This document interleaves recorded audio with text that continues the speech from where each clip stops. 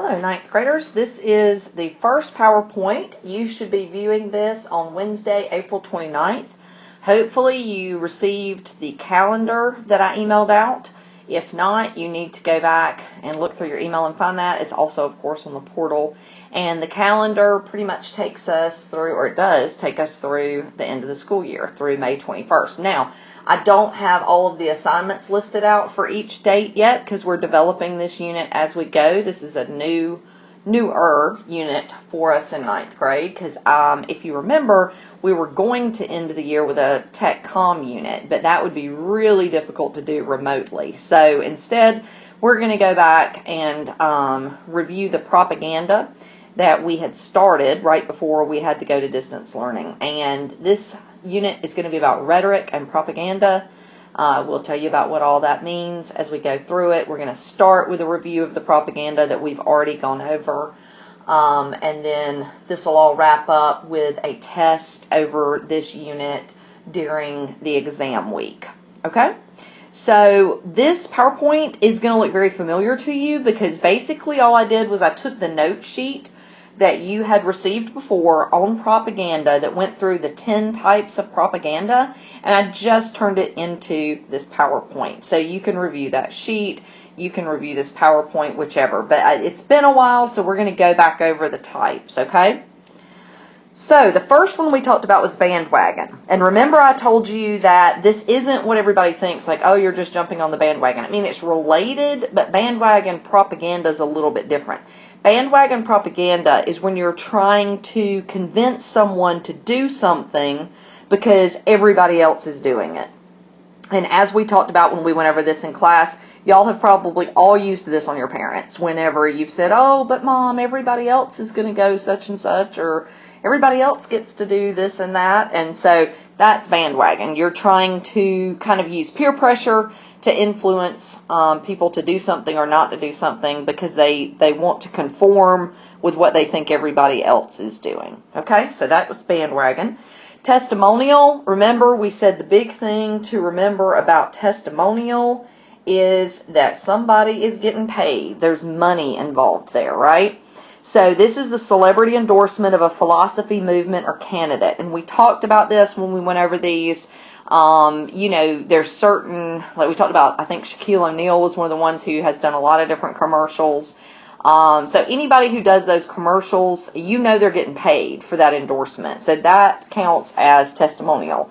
And the reason advertisers so often do that, they pay you know, movie stars or television stars or athletes, is because they know that we admire those people, and so they're hoping that, you know, if they have that person endorse their product, then, you know, we'll be more likely to buy it. Okay?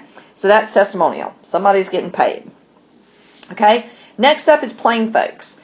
So this is where a candidate or a cause tries to identify with common people from everyday walks of life. But the important thing to remember, in order for it to be plain folks propaganda, it has to be somebody famous or important who is just trying to appear to be a regular person.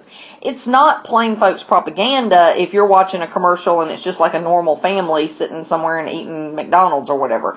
Those really are plain folks. It's plain folks propaganda when you have someone who is not just your regular average guy trying to act like they are. And so you see politicians do this a lot in their political ads, like, you know, you might see that Clinton had a, you know, wealthy Democratic donor party where he made a speech that morning, but then he stops by McDonald's afterwards for burger, fries, and a photo op. So it looks like, oh, he's just a regular guy. So we've talked about that one. Next up is transfer. Transfer employs the use of symbols, quotes, or images of famous people. But remember, we said they pretty much had to be dead, right? Because if it's a living person, you're going to get sued. You can't make a commercial for your product and just decide to put Beyonce in there to make it look like she's, you know, endorsing your product. Her lawyers are coming after you. So what we talked about, the way they get around this is they do famous dead people. Like we talked about how some car commercials and things like that have put, and all kind of President's Day sales put like George Washington or Abraham Lincoln or people like that who, you know, we would automatically recognize to have somebody dress up like that and put them in there. It also is very much with symbols like the flag or the cross, or like in this one, the white lab coat is a symbol, that we think, okay, scientist or doctor, which are fields we respect. So, they're wanting us to transfer your respect for that particular position to whatever it is that they're promoting. Okay? So we see that happen a lot as well. The next one is fear. We talked about this one a lot. It's used a lot by politicians and PACs or political action committees. And the idea is that you present a dreaded circumstance and follow it up with the kind of behavior needed to avoid that horrible event. Remember, we talked about this a ton in Animal Farm. Squealer used fear all the time because he was like, well, we've got to have the milk and the apples. You don't want Jones to come back, do you? So he was using the fear that the animals had of Jones coming back to make them okay with the pigs getting all of the apples and the milk. Okay? So that's fear. It's used often because fear is a big motivator for people, right? So you see fear used quite often in propaganda. Okay, next up is logical fallacies. This is where you think it's logic, but it actually goes off the rails. It's actually not quite logical. The premises might be accurate, but the conclusion is not. And we gave the example. Premise 1, Bill Clinton supports gun control. Premise 2, communist regimes have always supported gun control. Conclusion, Bill Clinton is a communist. Obviously, those things don't add up. So it's made to look like it's logical, but in the end, it really is not a logical conclusion. That's a fallacy. Next up is glittering generalities. This is kind of related to transfer, but here, instead of like symbols or people, it's a virtue that is used to stir up favorable emotions, okay? So it might be things like democracy or family values or rights or American, something like that really kind of stirs up your emotions in a positive way. So like they told you, an ad by cigarette manufacturers might say, don't let them take your rights away. And we as Americans, we don't want anybody to mess with our rights. That's something we hold near and dear. So that's a way that they know they can really draw us in. So that counts as glittering generalities because they're trying to tie whatever their product is or whatever their movement is into one of these virtues. Okay? The opposite of that is name calling. This is when you tie a person or a cause to a largely perceived negative image. And you see this all the time. We see it in almost every political ad campaign. Not so much with commercials, but you do see it a lot with political ads, unfortunately. Sometimes it seems like they're more busy attacking each other than telling us what they stand for, doesn't it? And so anything that they would call somebody to make them seem negative, whether they would call them liberal or conservative or, a tree hugger or, anything like that, where they're tying that person into a negative image, then that's going to be name calling. Okay? Next up is card stacking.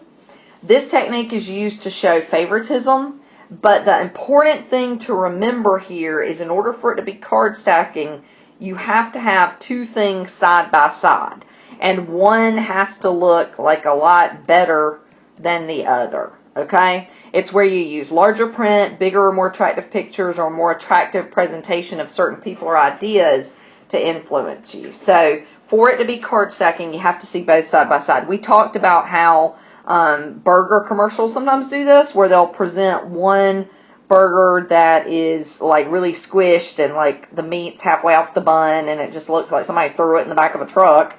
And the other one is like this beautiful, like most perfect burger you've ever seen in your life. And they present them side by side. Like, don't you want this burger instead of that one? So that's card stacking. You have to have two things side by side, and one has to be made to look like much more appealing than the other. Okay? Next is loaded language, and this is kind of what we generally call as spin. So loaded language is just where you're taking whatever the report is, whatever the news story is, and you're spinning it to make it sound one way or the other. You see this happen on the news all the time. We talked about the fact that You know, anything could happen in the news, and you go watch that night a bunch of different news networks, and you're going to see a different slant or a different spin depending on which way that particular news network, leans. So they're using loaded language to make something sound better or worse based off of whatever their agenda is. Okay, and so we talked about that. We've all seen examples of that. So, for example, if a news report was favoring an agenda, they might call them a public interest advocacy group because that sounds good. But if they didn't like them, they might call them lobbyists because nobody likes lobbyists.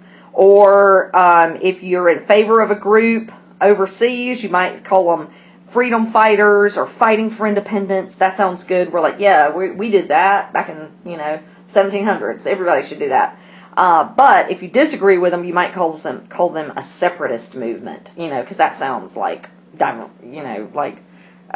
really not a good term. Okay, so we see that happen all the time. Okay, so your assignment. After you review this PowerPoint, and I did move through it fairly quickly because we've already talked about all of these before. You have them on your handout, which is still available under the Animal Farm unit on the portal. And, of course, this PowerPoint is available as well. So I'm not going to bore you to death by reading every word to you.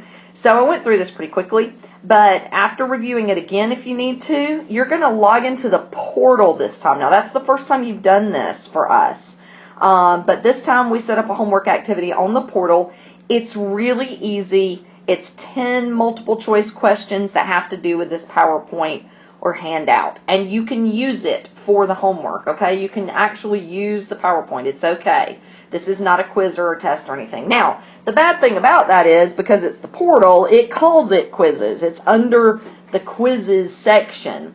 But that's just so that it grades it and it gives us the opportunity to put in the actual questions, okay? It is a homework activity, okay? So you can use your notes and it's going to grade it as you do it. So make sure you complete that by midnight on April 29th. That's Wednesday, okay? And again, you can use your notes to do it.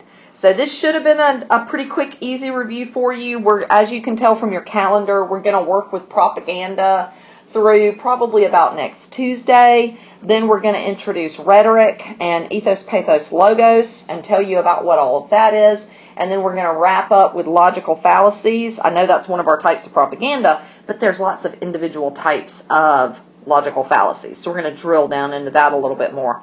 So those are the three big sections for this unit. And then we'll be ready for the end of the time and for our test, okay? So if you have any questions or anything, email me as always. Let me know if anything is an issue with this. This is the first time we've tried this portal activity. I think it's going to work well. I hope it is. I hope it's going to be quick and easy for you. It's supposed to be multiple choice, just a quick little pull down, selecting the type of propaganda that is being defined. So hopefully that works well for you. So let us hear from you if you need any help. Have a good day.